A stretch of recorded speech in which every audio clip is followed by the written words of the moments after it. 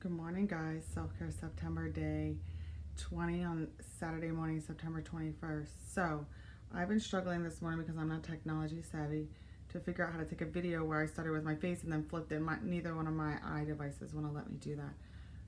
So, I wanted to speak to you today about crystals. The video yesterday was really all about getting the energy in your house right. So, I want to just really talk about when we were kids and how when we were children we all went outside, we picked up rocks, we hung out with our friends collecting rocks, stones, crystals, things of this nature and variety. We have, as humans, once again, this goes back to all the other things that are saying, we're naturally part of this earth. We are the same elements and minerals as some of these rocks and crystals. They have the same frequencies that we have running through our body. And this is why we are connected to crystals. Now, I know that there's a lot of science out there now explaining each crystal's vibration, each crystal's frequency, and that kind of stuff. That may be a lot overwhelming for a lot of people. But what I want to explain is that we have a natural connection to crystals because their energy is one and the same with ours. So when we are drawn to a specific type of crystal, it's because that is what our energy field needs.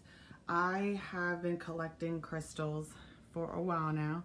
See my elephants? I started with things like amethyst. I started with things like citrine. I started with black tourmaline, and it just kind of went from there.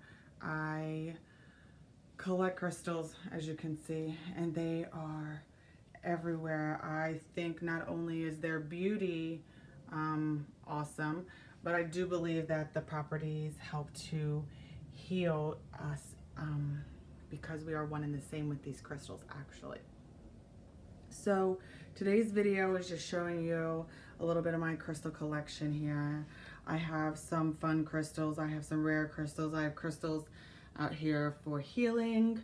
I line mine up in a fashion where if I don't have them all spread out, I do not feel organized. So a lot of crystals can make you feel all kinds of different ways. They also look and have different, beautiful. I mean, you cannot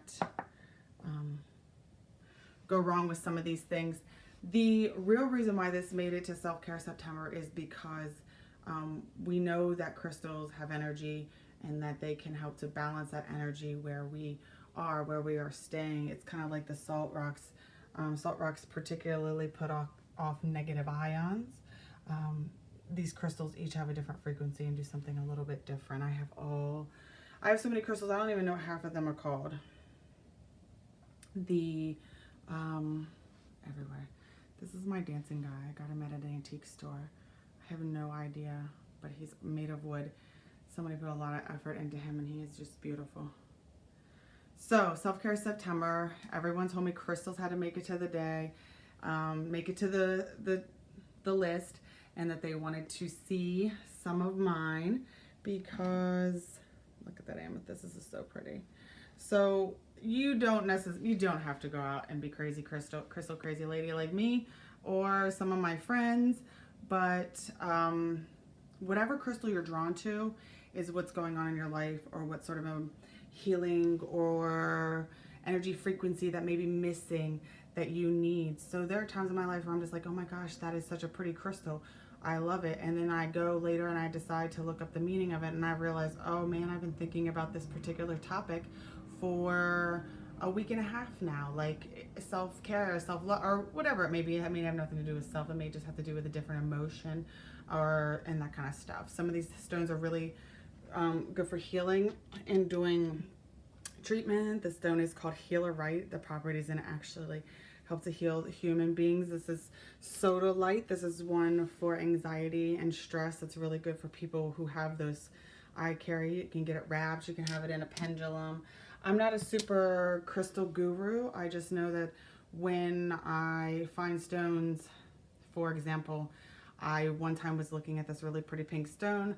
I got it, found out what it was about, and for a week and a half I had been writing in my journal about the same topic that about myself, internalizing that this stone represents. So it is pretty awesome that these stones can really bring us happiness. And also that's also part of it. If you decide that you really like crystals and they make you happy, then placebo effect, I guess, even if you don't think that their properties work.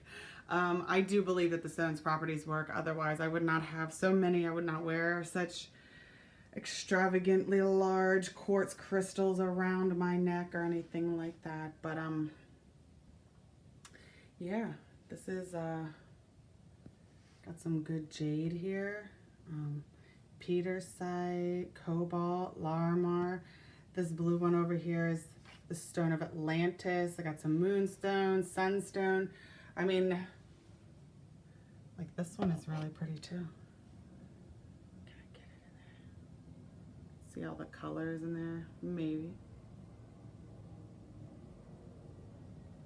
Anyhow, I could spend all day showing you guys all my crystals and all this stuff. I have crystals all through my living room. I have giant rocks and stones. But change energy in your house. I can't do this. I can't like reach for a stone with this camera. I apologize. But change energy in your house with crystals. Start maybe with some amethyst. You'll notice if you put an amethyst next to your bed, you sleep a little bit better. And if you get citrine, that helps to, quartz helps to clear, so quartz is a good stone to have around all the time. Yeah, crystals, guys. I'm obsessed. I have quite a few friends who are obsessed.